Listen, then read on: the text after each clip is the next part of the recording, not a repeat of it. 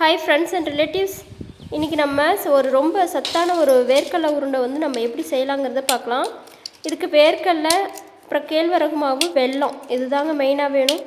இது மூணுமே வந்து ரொம்ப சத்தானது, ரொம்ப நல்லது கூட, உடம்புக்கு ரொம்ப நல்லது.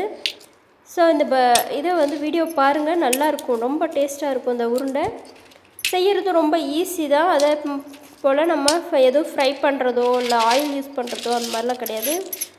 சுகர் கூட தேவையில்லை, நம்ம வெல்லம் தான் யூஸ் பண்ணி செய்கிறோம். ஸோ இது ரொம்ப சத்தான உருண்டை. எனக்கு தெரிஞ்சு இது ரொம்ப ரொம்ப அவ்வளோ வேல்யூபிளான ஒரு உருண்டைங்க. நீங்கள் ட்ரை பண்ணி பாருங்கள். வீடியோவை வந்து கடைசி வரைக்கும் வாட்ச் பண்ணுங்கள். ஃபஸ்ட்டு இந்த மாதிரி நம்ம வேர்க்கடலை நீங்கள் கடையில் வாங்கிக்கோங்க. இது எங்கள் தோட்டத்தில் விளைஞ்ச வேர்க்கடலை. நான் இதை உரித்து எடுத்து இதில் இருந்து தான் பருப்பு எடுத்து நான் செய்ய போகிறேன். இது நான் இப்போ வந்து ஃபஸ்ட்டு நான் உரித்து இந்த மாதிரி நம்ம மிஷினில் விட்டு உரித்து எடுத்துகிட்டு வருவாங்க. ஆனால் கொஞ்சம் மீதி வேர்க்கடலை இருந்தது வந்து அப்படியே இருந்துச்சு. அதனால் நான் இப்போ கொஞ்சம் தான் எடுக்க போகிறேன். அதனால் நானே உரிச்சிக்கிறேன். இதுக்கு மிஷின் இருக்குதுங்க. அது உடச்சி பருப்பு எடுக்கிறதுக்கு மிஷின் இருக்குது. மிஷினில் கொடுத்து எடுத்துகிட்டு வருவாங்க.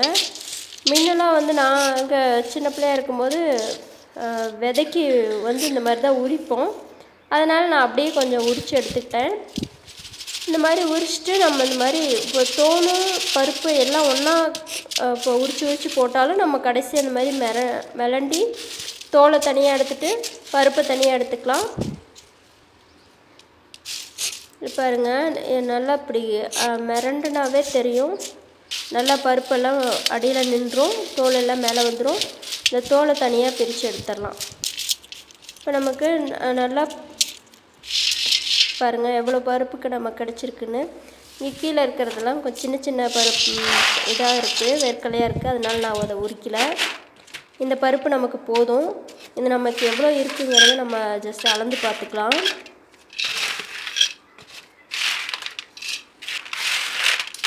ஒரு படிக்கு மேலே இருக்குங்க. 1 கிலோ இருக்கும். 1 கிலோனால் நமக்கு படியை விட கொஞ்சம் சேர்த்துருக்கும்.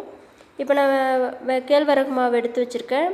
இந்த கேழ்வரகு மாவில் கொஞ்சம் நம்ம உப்பு ஆட் பண்ணிக்கலாம். நம்ம ஸ்வீட் எது செஞ்சாலுமே கொஞ்சம் உப்பு ஆட் பண்ணோம்னா நமக்கு ஸ்வீட்டை வந்து கொஞ்சம் அதிகப்படுத்தி கொடுக்கும். அதனால் எல்லாத்துலேயுமே வந்து கொஞ்சம் உப்பு ஆட் பண்ணிக்கிறது நல்லது. இது அடை செய்ய போகிறது. அடை செய்கிறதுக்கு நம்ம வந்து சப்பாத்தி மாவு பதத்தில் நம்ம பிசைஞ்சு வச்சுக்கணும். இந்த மாதிரி நம்ம கேழ்வரகு மாவை பிசைஞ்சிடணும். பிசைஞ்சிட்டு 1 கிலோ பருப்பு இருக்கும். இது ஒரு 1/2 கிலோ அந்த மாதிரி இருக்கும். 1/2 கிலோ இருக்கும் அப்ராக்சிமேட்டாக நான் போட்டேன். ஆனால் பருப்பு 1 கிலோங்க. பருப்பு 1 கிலோ இருக்கும். 1 கிலோ பருப்புக்கு 600 கிராம் வெல்லம் நான் எடுத்து வச்சுருக்கேன். வெல்லம் வந்து ரொம்ப அதிகமாக போட்டாலும் உருண்டை சரியாக வராது, ரொம்ப கம்மியாக போனாலும் டேஸ்ட்டு கொடுக்காது. அதனால் 1 கிலோ பருப்புக்கு நான் 600 கிராம் வெல்லம் எடுத்து வச்சுருக்கேன். இந்த அடையை வந்து நம்ம வந்து சைட் பை சைடு அடையும் வந்து போட்டுக்கணும். நான் சீக்கிரமாக வேலை முடியணுங்கிறதுக்காக ஒரு பக்கம் அடை செய்கிறேன், ஒரு பக்கம் வந்து பருப்பு அடுப்பில் வச்சுருக்கேன். நம்ம ரெண்டுத்தையும் வந்து நான் பருப்பை ஆஃப் பண்ணிட்டு தான் அடையை தட்டுவேன். ஏன்னா பருப்பு வந்து தீஞ்சிடக்கூடாது. அதனால் நம்ம வந்து பார்த்து பதமாக வந்து வறுத்து எடுத்துக்கணும். நான் வந்து கொஞ்சம் பாதாம் பருப்பும் கொஞ்சம் பிஸ்தாவும் ஆட் பண்ணியிருக்கேன். வேணும்னா நீங்கள் வீட்டில் இருந்துச்சுன்னா நீங்கள் ஆட் பண்ணிக்கோங்க. நான் பிள்ளைங்களுக்கு ஹெல்த்தியாக கொடுக்கணுங்கிறதுக்காக நான் அந்த மாதிரி ஆட் பண்ணியிருக்கேன். இந்த மாதிரி அடையை வந்து நல்லா திருப்பி போட்டு சிம்மில் வச்சு நல்லா வேக வச்சுக்கலாம். பருப்பு நல்லா வறுப்படணும். வறுப்படலைன்னா நல்லா வாசனை இருக்காது. அதனால் நல்லா பொறுமையாக வறுத்துடணும். வறுத்துட்டு நம்ம தோலெல்லாம் அந்த நிமிட்டி பார்த்தோம்னா நமக்கு உள்ளுக்க வந்து ஒரு எல்லோயிஷாக ஒரு எல்லோ ப்ரௌன் கலந்த மாதிரி இருக்கணும். ஒயிட்டாக இருக்கக்கூடாது பருப்பு. அந்த அளவுக்கு வந்து நம்ம வந்து பருப்பை நல்லா வறுத்து எடுத்துக்கணும். பருப்பு நல்லா வறுத்துட்டுருச்சு. இப்போ நம்ம இதை வந்து வச்சிடலாம். நம்ம நல்லா ஆறட்டும்.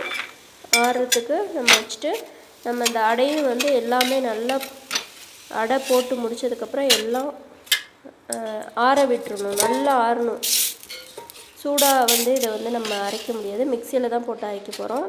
அதனால் இதை நல்லா ஆற விட்டுறணும். இந்த மாதிரி பரப்பி விட்டு ஆற வச்சுருங்க.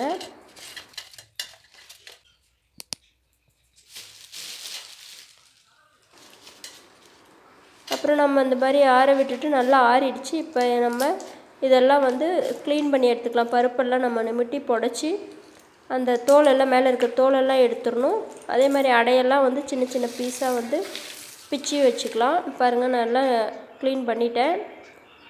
கரெக்டாக அதெல்லாம் பிச்சு வச்சுட்டு பருப்பெல்லாம் நல்லா உளுத்தி வச்சாச்சு. வெல்லம் 600 கிராம் எடுத்துருக்கேன். இதெல்லாம் நம்ம மிக்சியில் இந்த மாதிரி அரைச்சி தனித்தனியாக வச்சுக்கலாம். தனித்தனியாக மிக்சியில் ஒரு அரை விட்டுக்கலாம். நான் எல்லாமே வெல்லமுமே ஒரு அரை விட்டுட்டேன். நான் நுணுக்கின வெல்லத்தை ஒரு தடவை அரைச்சிட்டேன்.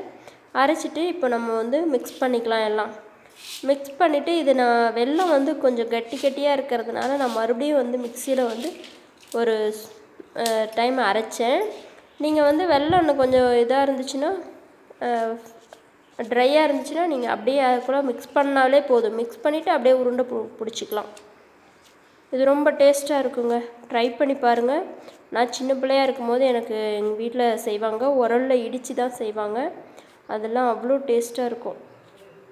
அதே டேஸ்ட்டு இப்போ இதுவும் வந்து டேஸ்ட்டாக தான் இருக்குது. ஆனால் இது வந்து வயசானவங்களாம் சாப்பிட முடியாதுங்க. இது கொஞ்சம் வந்து மென்று சாப்பிட்ற மாதிரி தான் இருக்கும். ஒரு உருண்டை சாப்பிடும்போதே நமக்கு வந்து வாயெல்லாம் வலிக்க ஆரம்பிச்சிடும். அந்தளவுக்கு இருக்கும். நல்லா ஆனால் டேஸ்ட்டாக இருக்கும். மென்று சாப்பிட டேஸ்ட்டாக இருக்கும். இது நான் மீடியமான வெல்லம் தான் போட்டிருக்கேன். நீங்கள் அதிகமான வெல்லம் வேணும்னா இன்னும் கொஞ்சம் சேர்த்துக்கலாம். ஆனால் சேர்த்துக்கிட்டால் உருண்டை வந்து சேஃப் வராது. நீங்கள் அப்படியே அமுக்கி வேணால் வச்சுக்கலாம் பாத்திரத்தில். ஓகே, வீடியோ வாட்ச் பண்ணதுக்கு தேங்க்யூ.